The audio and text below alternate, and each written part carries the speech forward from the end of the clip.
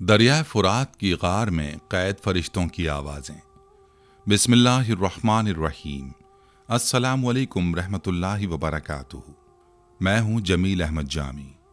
नाजरीन, नबी करीम सल्लल्लाहु अलैहि वसल्लम ने दरिया फरात के हवाले से जो पेशगोई की थी वो एक बहुत अहम और क़यामत के करीब होने वाली पेशगोइयों में से है, जो आज के दौर में हकीकत बन रही है। इस पेशगोई के मुताबिक दरिया फुरात में किसी वक्त इतनी बड़ी लड़ाई होगी कि उसमें 99% लोग मारे जाएंगे और सिर्फ 1% बचेंगे। आज की वीडियो में हम इस पेशगोई पर रोशनी डालेंगे और देखेंगे कि माहिरीन और साइंसदान इस बारे में क्या कहते हैं।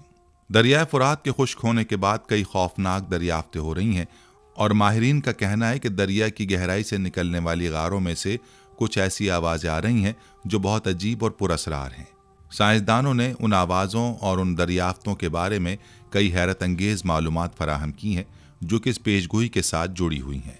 इस वीडियो में दरिया फरात की अहमियत और तारीख को भी बयान करेंगे ताकि आप बेहतर तौर पर समझ सकें कि ये पेशगोई किस तरह हकीकत के करीब पहुंच रही है और दुनिया किस तरह एक आखिरी जंग की तरफ बढ़ रही है जिसका जिक्र अहादीस मुबारका में आया है। इस वीडियो को आखिर तक देखें और अगर आप हमारे चैनल पर नए हैं तो बराह करम सब्सक्राइब करें ताकि आपको मजीद अहम वीडियोस मिल सकें। नाज़रीन, दरिया फरात कोहे अरारत के बर्फपोश पहाड़ियों से निकलता है और यही वो पहाड़ है जहां सैयदना नूह की कश्ती तूफान नूह के बाद आकर ठहरी थी। ये पहाड़ आर्मीनियाई पहाड़ी सिलसिले का हिस्सा है जिसकी सबसे बुलंद चोटी अरारात 16,854 फीट बुलंद है।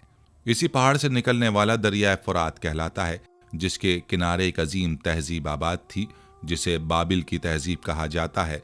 बाबिल के बादशाह बख्त नसर ने यरूशलेम की ईंट से ईंट बजाकर वहाँ के यहूदियों का कत्लेआम किया था और जो हुनरमंद थे उन्हें गुलाम बनाकर फरात के किनारे आबाद कर दिया था। यहूदी उसे अपनी इब्रानी ज़बान में परात और अरबी में अल फुरात कहते हैं।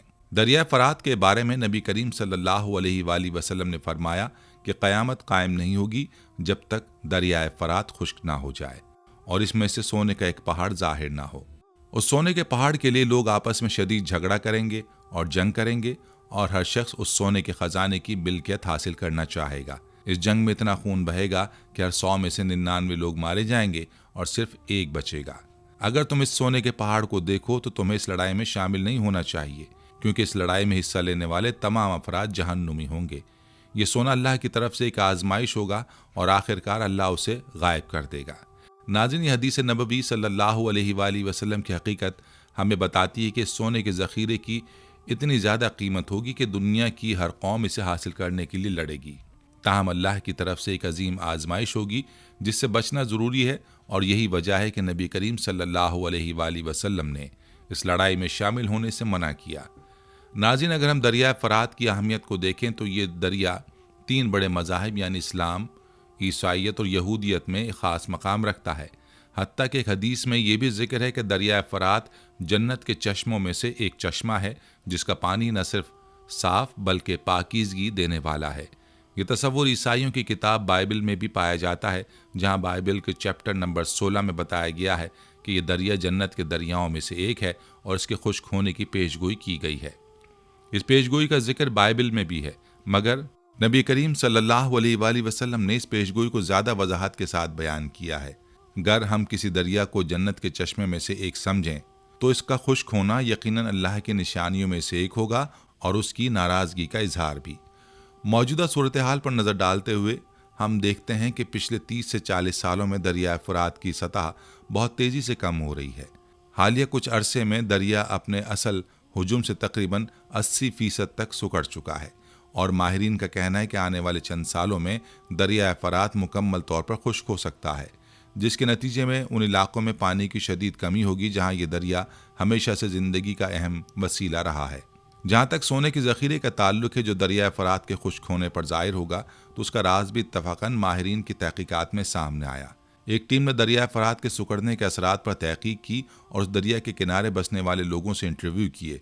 उन लोगों से पूछा गया कि दरिया फरात के पानी में कमी और मछलियों समेत दीगर अनवा की कमी से उनकी रोज़मर्रा ज़िंदगी पर क्या असरात मुरतब हुए हैं। माहिरीन इस हकीकत से हैरान रह गए जब दरिया फरात के किनारे बसने वाले खाना बदोश माहीगीरों ने बताया कि अगरचे दरिया सुकड़ रहा है اور مچھلیوں کی تعداد کم ہو گئی ہے، جس کی وجہ سے ان کا کاروبار متاثر ہوا ہے، مگر دریا کے کنارے کی ریت میں پانی کے ساتھ سونے کے ذرات بھی موجود ہیں، جو پہلے کبھی نہیں دیکھا گیا تھا اور نہ ہی ان کے آباء و اجداد سے ایسا سنا تھا۔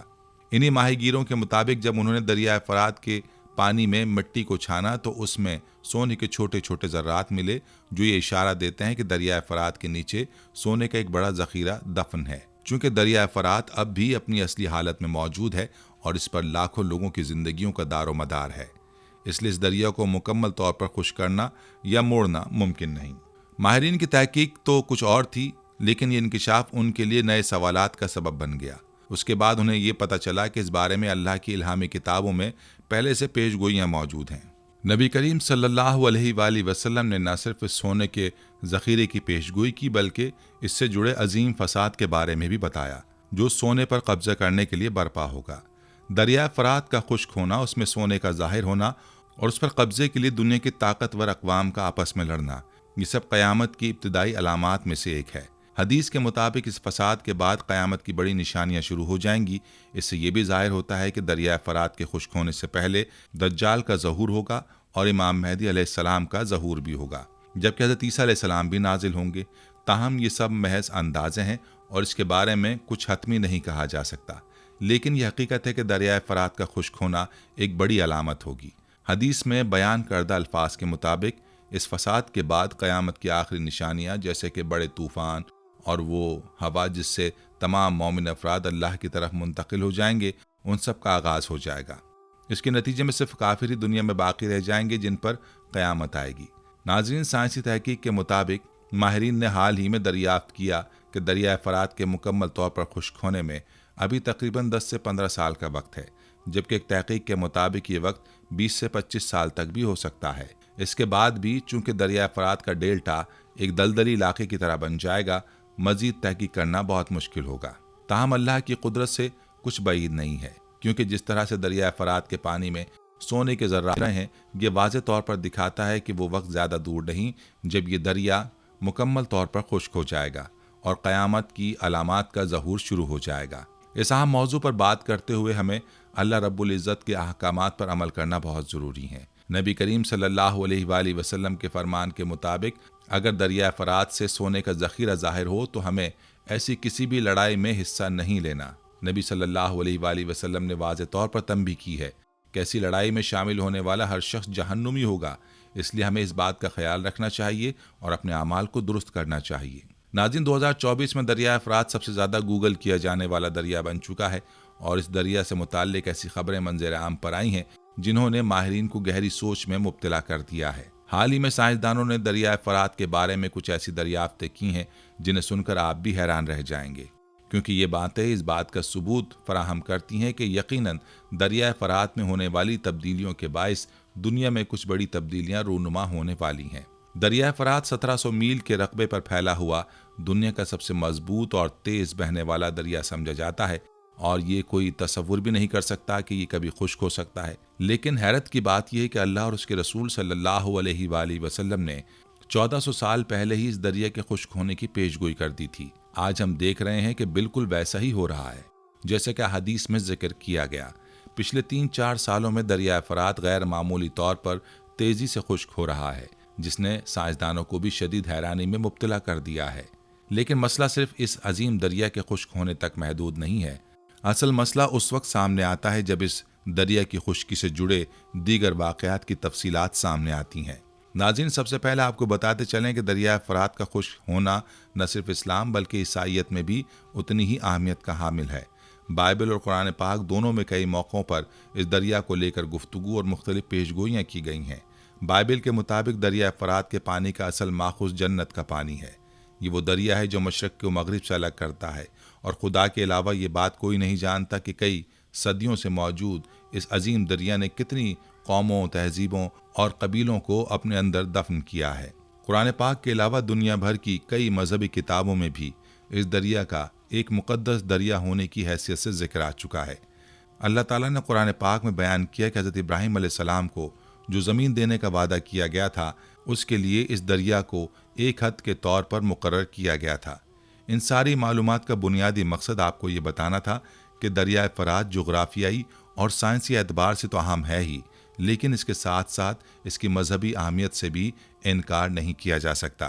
قرآن پاک کے علاوہ پرانی سے پرانی مذہبی کتب میں بھی اس دریا کا ذکر ملتا ہے، جس سے یہ ثابت ہوتا ہے کہ جب سے یہ زمین وجود میں آئی تھی تب سے یہ دریا موجود ہے اور کچھ سالوں پہلے تک اپنی اسی تیزی اور روانگی کے ساتھ بہتا رہا ہے۔ لیکن پچھلے 3 سے 4 سالوں میں یہ دریا خشک ہوتا ہوتا اب مکمل طور پر سوکھ چکا ہے، اور اس کے سوکھنے کی وجہ سے کئی انہونے واقعات رونما ہو رہے ہیں جو اس دریا کو مزید پراسرار بنا رہے ہیں۔ ناظرین، جب دریائے فرات کے خشک ہونے والے بڑے حصوں کا تفصیلی جائزہ لیا گیا تو ماہرین نے کچھ ایسی عجیب و غریب دریافتوں کی نشاندہی کی جن پر یقین کرنا مشکل ہوتا ہے۔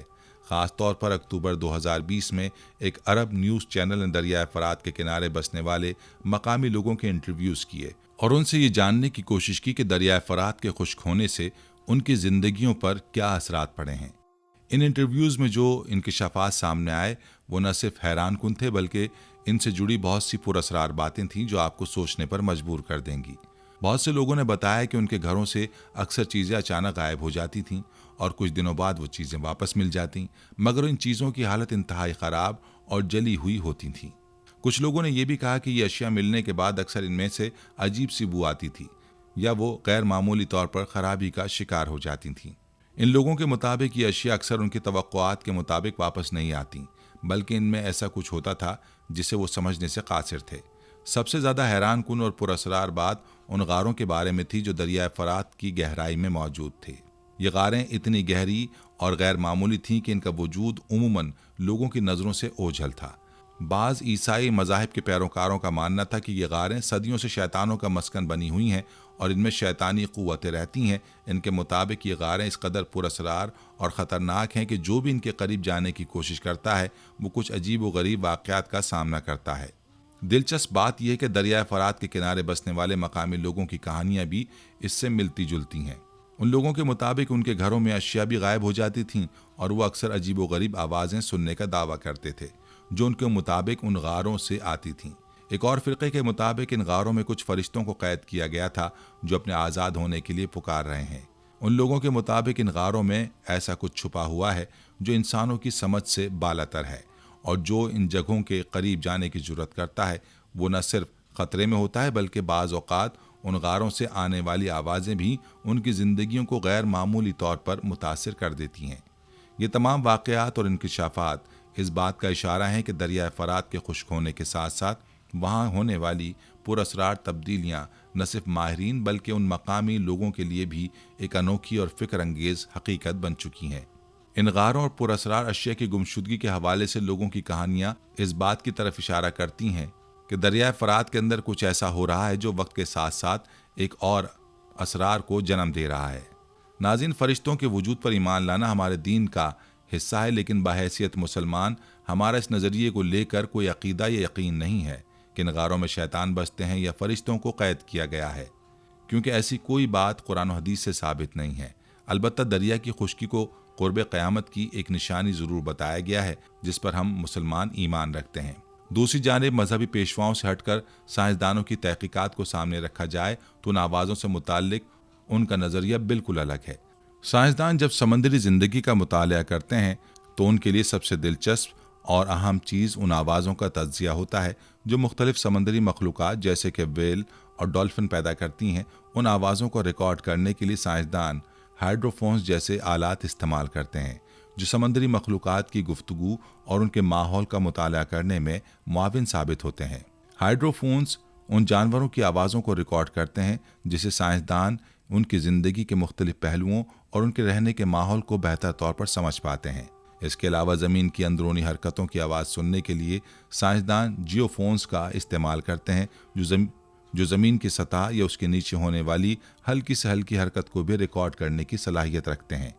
یہ تمام سائنسی آلات بے حد حساس ہوتے ہیں اور سمندری دنیا یا زمین کی نچلی پرتوں میں ہونے والی تبدیلیوں کو بڑی باریکی سے نوٹ کرتے ہیں۔ ہائیڈروفونز، جیو فونز اور جی پی آر یعنی گراؤنڈ پینٹریٹنگ ریڈار جیسے آلات ایک ساتھ استعمال کرتے ہوئے سائنسدان سمندری گہرائی یا زمین کے اندر کیا ہو رہا ہے اس کا پتہ لگا سکتے ہیں۔ ان آلات سے حاصل ہونے والے ڈیٹا کا تجزیہ سائنسی تحقیقات کے لیے بہت اہمیت رکھتا ہے، کیونکہ یہ معلومات سمندری دنیا کے نظام کو سمجھنے میں مدد فراہم کرتی ہیں۔ تاہم یہ کہنا ہے کہ ان آلات سے حاصل ہونے والے تمام ڈیٹا کا تجزیہ ہمیشہ سادہ اور واضح ہوتا ہے، درست نہیں ہوگا۔ سائنسدانوں کو اس ڈیٹا کی تشریح کے لیے دیگر شعبوں کے ماہرین جیسے کہ آثار قدیمہ، جغرافیہ اور ثقافتی علوم کے ماہرین کی مدد بھی درکار ہوتی ہے، تاکہ وہ ان آوازوں اور موجودہ تبدیلیوں کا تفصیلی تجزیہ کر سکیں۔ اسی وجہ سے دریائے فرات سے آنے والی آوازوں کے حوالے سے سائنسدان ابھی تک کسی حتمی نتیجے پر نہیں پہنچ پائے ہیں۔ سائنسدانوں کا کہنا ہے کہ یہ آوازیں مختلف نوعیت کی ہیں اور ان آلات کی مدد سے ان آوازوں کو ریکارڈ کرنا اتنا آسان نہیں ہے۔ یہ آلات اتنے بھی جدید نہیں کہ وہ سمندر کی گہرائی میں ہونے والی تمام تبدیلیوں کو مکمل طور پر نوٹ کر سکیں۔ بعض آوازوں کی فریکوینسی اتنی بلند یا اتنی کم ہوتی ہے کہ انہیں نہ تو سائنسدان خود سن سکتے ہیں اور نہ ہی ان کے آلات انہیں درست طریقے سے ریکارڈ کر پاتے ہیں۔ اس کا مطلب یہ ہے کہ کبھی کبھی آواز ریکارڈ تو ہو جاتی ہے، لیکن اسے سمجھنا مشکل ہو جاتا ہے، اور یہ نہیں کہا جا سکتا کہ یہ آواز کس چیز کی ہے یا اس کا کیا مقصد ہے۔ یہی وجہ ہے کہ دریائے فرات سے آنے والی آوازیں بہت غیر معمولی سمجھی جا رہی ہیں۔ دریا کی پیچیدہ نوعیت اور اس میں ہونے والی مسلسل تبدیلیاں اس بات کو مزید پیچیدہ بنا دیتی ہیں۔ دریائے فرات ایک بہت بڑا دریا ہے جس کا جغرافیائی ڈھانچہ پیچیدہ اور قدرتی ماحول بہت جاندار ہے۔ اس دریا کا ایک بڑا حصہ وقت کے ساتھ خشک ہو چکا ہے اور اس میں روزانہ کی بنیاد پر نئی تبدیلیاں رونما ہو رہی ہیں۔ سائنسی تحقیق کے لیے ضروری ہے کہ ماحول میں کسی حد تک استحکام ہو تاکہ مطالعہ اور تجزیہ زیادہ مؤثر ہو سکے، لیکن دریائے فرات کی موجودہ حالت میں یہ استحکام نہیں ہے۔ اب جبکہ سائنسدان دریائے فرات کے مختلف حصوں، خاص طور پر گہری کھائیوں اور غاروں سے آنے والی آوازوں کو سمجھنے میں ناکام ہیں، مذہبی پیروکاروں کے لیے صورتحال کا فائدہ اٹھانا زیادہ آسان ہو چکا ہے۔ کئی لوگ اس بات کا دعویٰ کرتے ہیں کہ ان غاروں میں شیطانوں کی موجودگی ہے اور یہ آوازیں دراصل شیطانوں کی قید میں پھنسے ہوئے فرشتوں کی پکار ہیں۔ چونکہ سائنس ابھی تک ان آوازوں کا کوئی واضح اور حتمی جواب نہیں دے سکی، اس لیے یہ باتیں مذہبی حلقوں میں زیادہ قبولیت حاصل کر رہی ہیں۔ یہ ایک ایسا مسئلہ بن چکا ہے جس کی مختلف تفسیریں اور نظریات پیش کیے جا رہے ہیں، اور اس میں حقیقت کیا ہے یہ ابھی تک معلوم نہیں ہو سکا۔ ناظرین، عیسائی مذہب کا یہ نظریہ مسلمانوں کے نظریے سے بالکل الگ ہے۔ بحیثیت مسلمان ہمارا اس بات پر یقین ہے کہ اس دنیا میں ایسی کوئی طاقت نہیں جو اللہ کی مرضی کے بغیر کسی کو قید کر سکے۔ رہی ان خوفناک آوازوں کی تو یقیناً آج یا کل سائنسدان اس بات کا کھوج لگا ہی لیں گے۔ تب تک ایک مسلمان ہونے کی حیثیت سے ہمارا فوکس یہ ہونا چاہیے کہ دریائے فرات کی خشکی سے ہم کیا سبق لیتے ہیں۔ کیا اس پیشگوئی کا پورا ہونا ہمارے لیے ایک یاد دہانی نہیں ہے کہ اس دنیا کو ایک دن ختم ہونا ہے اور ہمیں اگلی دنیا کی تیاری رکھنی چاہیے؟ ناظرین، یہاں آپ کو دریائے فرات کی مزید اہمیت و تاریخ بتاتے چلیں، جس سے آپ اندازہ لگا سکتے ہیں کہ کس طرح دنیا اس آخری جنگ کی طرف بڑھتی چلی جا رہی ہے، جس کا تذکرہ احادیث مبارکہ میں بھی موجود ہے۔ ناظرین، یہ دریا ترکی سے گزرتا ہوا عرفہ کے شہر کے پاس شام کے علاقے میں داخل ہوتا ہے۔ عرفہ وہی شہر ہے جہاں سیدنا ابراہیم علیہ السلام کو نمرود کی آگ میں پھینکا تھا اور آگ اللہ کے حکم سے سرد ہو گئی تھی۔ آج بھی بلند پہاڑیوں پر وہ دو ستون ایستادہ ہیں جن سے باندھ کر حضرت ابراہیم علیہ السلام کو منجنیق نما بڑی غلیل سے نیچے جلائی گئی بلندیوں کو چھوتی ہوئی آگ میں اچھالا گیا تھا۔ آج اس آگ والی جگہ ایک خوبصورت تالاب ہے جس میں رنگ برنگی مچھلیاں تیرتی ہوتی ہیں۔ جرابلس کے شہر کے پاس سے گزرتا ہوا یہ دریا اس بڑے صحرا نما میدان میں داخل ہو جاتا ہے جہاں آماق اور دابق کے مقامات ہیں۔ یہ وہی مقامات اور صحرا ہیں جہاں رسول اکرم صلی اللہ علیہ وآلہ وسلم نے اس بڑی جنگ کی پیشگوئی کی ہے جس میں اہل روم یعنی یورپ 80 جھنڈوں تلے اکٹھا ہو کر لڑنے آئیں گے اور ہر جھنڈے تلے 12,000 سپاہی ہوں گے، یعنی 9,80,000 انفینٹری۔ اتنی بڑی تعداد بیک وقت ایک محاذ پر کسی جنگ میں آج تک استعمال نہیں ہوئی۔ عراق میں یہ دریا الانبار کے علاقے سے داخل ہوتا ہے۔ اسی دریا کے کنارے کربلا کا میدان ہے جہاں نواسۂ رسول سیدنا امام حسین رضی اللہ عنہ کی المناک شہادت ہوئی تھی۔ قرب و جوار میں حضرت علی رضی اللہ عنہ کا نجف ہے۔ یہ دریا اپنے ہم رکاب ذرا فاصلے پر بہنے والے دریائے دجلہ کے ساتھ ساتھ بہتا ہوا آپس میں مل کر شط العرب کے مقام پر خلیج فارس میں ڈوب جاتا ہے۔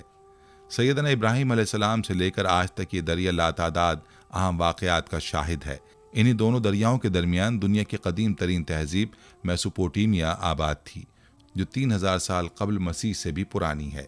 اس دریا کے کنارے حضرت ابراہیم علیہ السلام نے اپنا سفر شروع کیا، مکہ کی وادی میں خانہ کعبہ کو اس کی بنیادوں پر استوار کیا، سیدہ ہاجرہ اور حضرت اسماعیل علیہ السلام کے حوالے یہ مقدس سرزمین کی، اور خود یروشلم چلے گئے، جہاں آج بھی الخلیل میں ان کا مزار ہے۔ اس پورے سفر کے ہر شہر اور علاقے کو یہودی مقدس مانتے ہیں اور اسے واپس حاصل کر کے آخری زمانے میں قائم ہونے والی عالمی یہودی سلطنت میں شامل کرنا چاہتے ہیں۔ اسی فرات و دجلہ کے درمیان واقع ڈیلٹا میں قادسیہ کی جنگ ہوئی تھی، جہاں اپنے زمانے کی عالمی قوت ایران اور سیدنا عمر فاروق رضی اللہ عنہ کے زمانے میں عرب کے بادیہ نشین مسلمانوں کے ہاتھوں ذلت آمیز شکست کا شکار ہوئی تھی۔ یہ دریا جو شاید ابتدائے آفرینش سے بہتا چلا آ رہا ہے، گزشتہ 1 صدی سے ایک مسلسل کشمکش اور قوت و طاقت کی مڈ بھیڑ دیکھ رہا ہے۔ یہ کشمکش اس وقت سے شروع ہوئی جب اس کے کنارے پر موجود میدانوں اور صحراؤں میں تیل دریافت ہوا۔ شام میں دیر الزور کے تیل کے چشمے دریائے فرات کے دونوں کناروں پر واقع ہیں۔ یہاں سے روزانہ 30,85,000 بیرل تیل نکالا جاتا ہے، جبکہ عراق کے تیل کے کنویں دجلہ و فرات دونوں دریاؤں کے آپس پھیلے ہوئے ہیں، اور اس کے آس پاس 140 ارب بیرل کا ذخیرہ موجود ہے۔ یہ تیل گزشتہ 100 برس سے بلکہ کاغذی کرنسی کی مالیت متعین کرنے کے لیے سونے کا سب سے بڑا متبادل ہے۔ گویا یہ آج کے دور میں وہی حیثیت رکھتا ہے جو رسول اکرم صلی اللہ علیہ وآلہ وسلم کے زمانے میں سونے کی تھی۔ اسی سونے کی تشبیہ دیتے ہوئے رسول اکرم صلی اللہ علیہ وآلہ وسلم نے فرات کے کناروں کا ذکر کیا۔ آپ صلی اللہ علیہ وآلہ وسلم نے فرمایا، عنقریب دریائے فرات سے سونے کا پہاڑ نمودار ہوگا، جب لوگ اس کے بارے میں سنیں گے تو اس کی طرف چل پڑیں گے، اور جو پہاڑ کے پاس ہوں گے وہ کہیں گے کہ اگر ہم نے اسے چھوڑ دیا تو دوسرے لوگ اسے لے جائیں گے۔ آپ صلی اللہ علیہ وآلہ وسلم نے فرمایا، پھر اس خزانے کو حاصل کرنے کے لیے سب لوگ لڑیں گے اور 100 میں سے 99 لوگ قتل ہو جائیں گے۔ صحیح مسلم کتاب الفتن نعیم بن حماد۔ یہ ہے اس جنگ کا آغاز اور اختتام کے بارے میں بھی حدیث صحیح مسلم اور نعیم بن حماد کی کتب الفتن میں ہی ملتی ہے۔ جابر بن عبداللہ رضی اللہ عنہ سے روایت ہے کہ حضور نبی اکرم صلی اللہ علیہ وآلہ وسلم نے فرمایا، وہ وقت قریب ہے جب عراق والوں کے پاس نفیر یعنی غلہ اور درہم پیسے نہ آئیں۔ ہم نے عرض کیا، کیا کس سبب سے؟ تو آپ صلی اللہ علیہ وآلہ وسلم نے فرمایا، عجم غیر عرب ایرانی روک لیں گے، اور پھر کچھ دیر خاموش رہنے کے بعد کہا کہ وہ وقت بھی قریب ہے جب اہل شام پر بھی یہ پابندی لگا دی جائے گی۔ پوچھا گیا، یہ پابندی کس طرف سے ہوگی؟ آپ صلی اللہ علیہ وآلہ وسلم نے فرمایا، اہل روم مغرب والوں سے۔ پھر تھوڑی دیر خاموشی کے بعد ارشاد فرمایا، میری امت میں ایک خلیفہ ہوگا جو لوگوں کو مال لپلپ بھر کر دے گا اور شمار نہیں کرے گا۔ اس کے بعد آپ صلی اللہ علیہ وآلہ وسلم نے قسم کھائی اور فرمایا، اس اللہ کی قسم جس کے قبضے میں میری جان ہے، اسلام یقیناً اپنی پہلی حالت کی طرف لوٹے گا جس طرح اس کی ابتدا مدینے سے ہوئی تھی۔ صحیح مسلم۔ یعنی فرات پر سونے کی پہاڑ کے لیے ہونے والی جنگ 100 میں سے 99 افراد کی جان لے لے گی، اور اس کے بعد امام مہدی یا خلیفہ مہدی مسلمانوں کی قیادت کریں گے۔ اس جنگ کا آغاز اس وقت سے ہو گیا تھا جب 1912 میں تیل دریافت ہوا تو خلافت عثمانیہ نے ترکش آئل کمپنی بنائی۔ اس کے ٹھیک 4 سال بعد 6 نومبر 1916 کو برطانیہ نے عراق سے جنگ کا آغاز کیا اور 1917 میں بغداد پر قبضہ کر لیا۔ حجاز میں انگریزوں کا ساتھ دینے والے شریف مکہ حسین بن علی کے بیٹے فیصل کو فرات و دجلہ کی سرزمین کا سربراہ بنایا گیا۔ 1932 میں عراق کو آزاد کیا گیا تو 3 سال بعد 1935 میں فرات کے کنارے ایک بہت بڑی شیعہ سنی لڑائی شروع ہو گئی جو 1 سال چلتی رہی اور ہزاروں انسانوں کی جانیں لے گئی۔ دوسری جنگ عظیم شروع ہوئی تو ایک عرب قوم پرست رشید آلی کلانی نے جرمنی کی مدد سے بغاوت کر دی اور عراق پر قبضہ کر لیا۔ اسی وجہ سے برطانیہ نے عراق پر حملہ کیا۔ اس خونریز معرکے میں برطانیہ نے فتح حاصل کی، لیکن پھر تقریباً 7 سال یعنی 6 اکتوبر 1947 تک برطانوی فوجیں عراق میں رہیں۔ اس وقت سے لے کر آج تک یہ خطہ مسلسل حالت جنگ میں رہا ہے۔ بیرونی حملہ آور نہ بھی تھے تو آپس میں کبھی شیعہ سنی مارکے اور کبھی قوم پرست عرب یا دیگر کرد قوم پرست حکومت سے الجھتے رہے، اور فرات کے کنارے انسانوں کا خون بہتا رہا۔ اسرائیل کے ساتھ بھی 2 جنگیں ہوئیں، 1948 میں اور دوسری 1967 میں۔ دونوں جنگوں میں دریائے فرات پر آباد لوگوں نے ذلت آمیز شکست کھائی۔ 1980 سے لے کر 1988 تک چلنے والی ایران عراق جنگ 10 لاکھ انسانوں کا نذرانہ لے گئی۔ صدام حسین کا عراق پہلے سوویت یونین کی سیاست کا اکھاڑا تھا اور اس کے پڑوسی ایران پر خطے کا امریکی تھانے دار رضا شاہ پہلوی برسر اقتدار تھا، لیکن آیت اللہ خمینی کے ایرانی انقلاب نے پورے خطے میں وفاداریوں کی بساط الٹ کر رکھ دی۔ فرات کے کنارے آباد صدام حسین کے عراق نے ایران کو کمزور جانا اور اس پر جنگ مسلط کر دی۔ اس 8 سالہ جنگ میں 10 لاکھ لوگ لقمہ اجل بن گئے۔ جنگ ختم ہوئی، صرف 3 سال امن سے گزرے تھے کہ امریکہ نے عراق پر حملہ کر دیا۔ اس سے پہلے صدام حسین کو اکسایا کہ کویت پر قبضہ کرو، اور پھر فروری 1991 میں عراق کی اینٹ سے اینٹ بجا دی گئی۔ جنگ میں شکست کے بعد وہاں کی شیعہ اور کرد آبادی کو صدام کے خلاف بغاوت پر اکسایا گیا۔ بدترین لڑائی ہوئی جس میں کیمیائی ہتھیار تک استعمال کیے گئے۔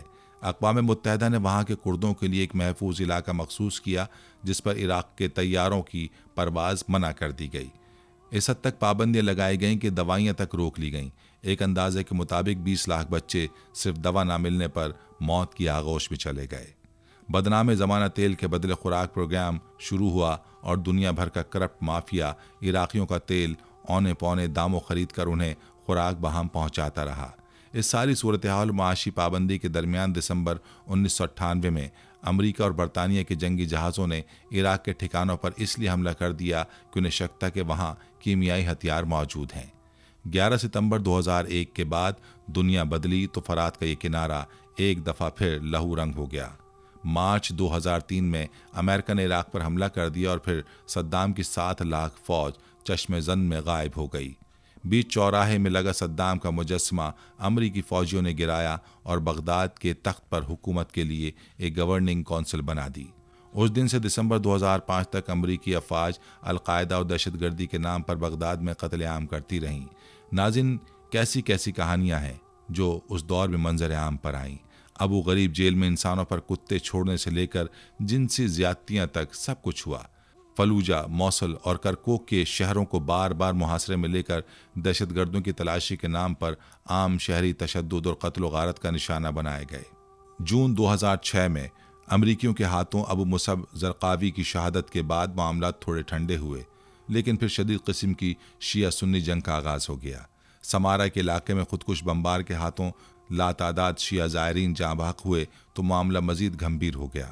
اگست 2007 میں کرد اور شیعہ لیڈران وزیر اعظم نور المالکی کے حق میں اکٹھے ہو گئے، لیکن یہ کسی سنی لیڈر کو ساتھ نہ ملا سکے۔